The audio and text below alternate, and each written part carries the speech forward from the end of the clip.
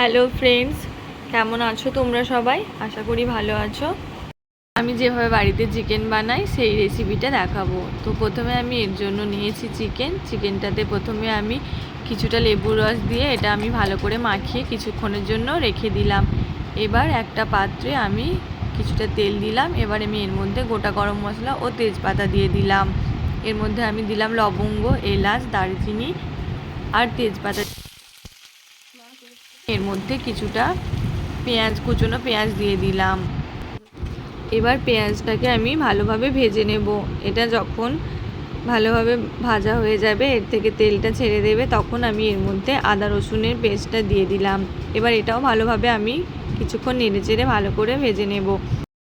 এবার একটা পাত্রে কিছুটা গুঁড়ো মশলা নিয়েছি। এখানে আমি নিয়েছি লবণ, হলুদ গুঁড়ো, জিরে গুঁড়ো আর ধনে গুঁড়ো, তারপর আর লঙ্কা গুঁড়ো নিয়েছি। তারপর এগুলো আমি ভালো করে জল দিয়ে গুলে এর মধ্যে দিয়ে দিলাম এবং সামান্য চিনি দিয়ে দিলাম এর মধ্যে।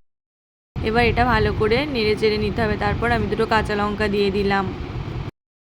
এর মধ্যে চিকেনগুলো দিয়ে ভালো করে মশলাটার সঙ্গে মিশিয়ে নেব। আমি ওপর থেকে আরও কিছু কাঁচা পেঁয়াজ দিয়ে দিলাম। এবার আমি মাংসটাকে ভালোভাবে কষিয়ে নেব। জলটা আস্তে আস্তে টেনে নিলে, যখন মাংসটার থেকে এরকম করে জলটা টেনে নেবে, তখন আমি আরও কিছুক্ষণ ভালোভাবে কষিয়ে নেব।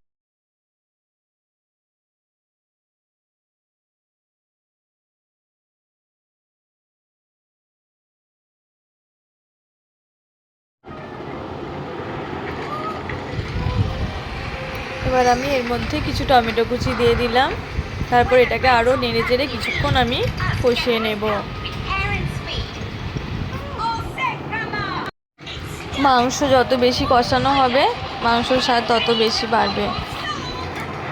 জল দিয়ে দিলাম। এবার আমি এটাকে কিছুক্ষণের জন্য ঢেকে রেখে দেব। কিছুক্ষণ পর ঢাকনা খুলে এর মধ্যে আমি মিট মশলার গুঁড়ো দিয়ে দেব এবং কিছুটা গরম মশলার গুঁড়ো দিয়ে দিলাম। আবারও কিছুক্ষণ আমি এটা ঢেকে রেখে দেব।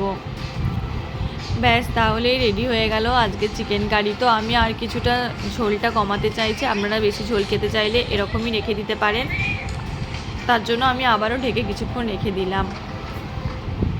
ব্যাস, আমার চিকেন কারি রেডি। ভাত, রুটি সবার সাথে এটা খেতে খুব ভালো লাগে। তো আমি আজকে ভাতের সাথে নিয়েছি। আপনারাও এইভাবে একবার চিকেন কারি বানিয়ে ট্রাই করতে পারেন।